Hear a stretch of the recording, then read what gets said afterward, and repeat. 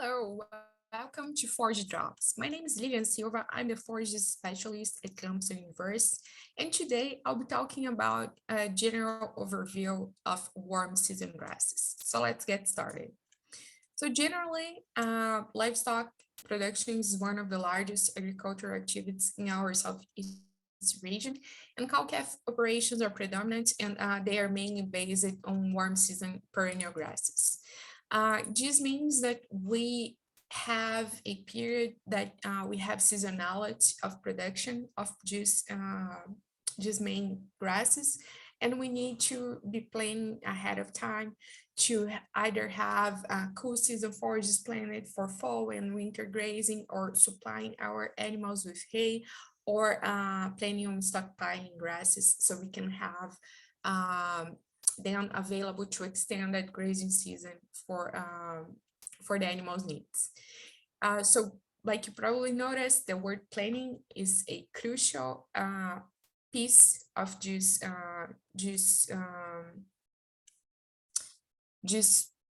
conversation, and it is going to be a key to reduce costs in the off-farming buds that we are going to have to do to support animal production on a livestock operation. So when we are planning our forage bases, and what I mean by forage bases is the forages that you're going to have and how you're going to allocate those areas on your farm to each grass, or mixtures of legumes and grasses, or even when you're making the decisions of whether have only perennials or having some annual areas as well. So all those decisions will be points that will require you to think about what is the type and the scale of the operation that you're going to be running, then the nutrient management that you are able to and would like to use to supply nutrients for those pastures, then the needs that you have in terms of animal nutrient requirements, and also the of management that you're able to put into the system and the skill set required to meet those management practices. So the most used species around the southern portion of US is Bahiagrass. These are just very general numbers. It really depends on how much nutrients you're going to be able to supply to those pastures, so you can be on the better range of crude protein and digestibility. And general management recommendation would be to use just grass, just pastures, perennial pastures under rotational grazing, using a 4 inches stubble high. And you can use for stockpiling, so you can have something for the animals to be grazing during fall periods. And but you need to make sure that you know what is the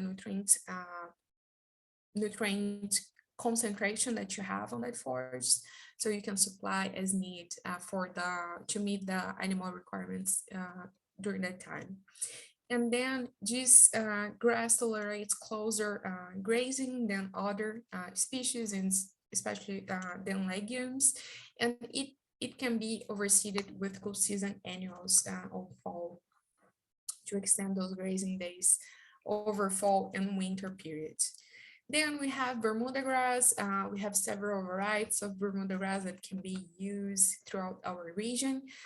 This potential yield is very average if we are able to supply nutrients to a level that allow the plants to respond to. Some of those hybrids have at least 50 or more percent potential production than the higher sides of the range that I'm showing here. And they will also have better crude protein and have around that same digestibility, but with better crude protein on their concentration. Then undergrazing, the stubble landed is similar to the Bahia grass under rotational grazing. And it's also an option to stockpile Bermudagrass pastures or in our overseed them for extending grazing days on pasture as well. Then again, some points when we're planning, just so we can have a list here and keep in mind when we're working on the planning stage that we're at right now for the next growing season, make sure that you know what is going to be the nutrient management plan that you're going to put on for the season. Uh, Make sure that you're meeting those with the type and scale of operation you have and the amount of money that you're able to put forward, especially this year with the prices of inputs. They are very expensive. Then we need to be thinking about what will be the animal requirements that we're going to have throughout the season and how we can manage those pastures and including what species we are going to be using there to allow the animals to meet the nutrient requirements that they need.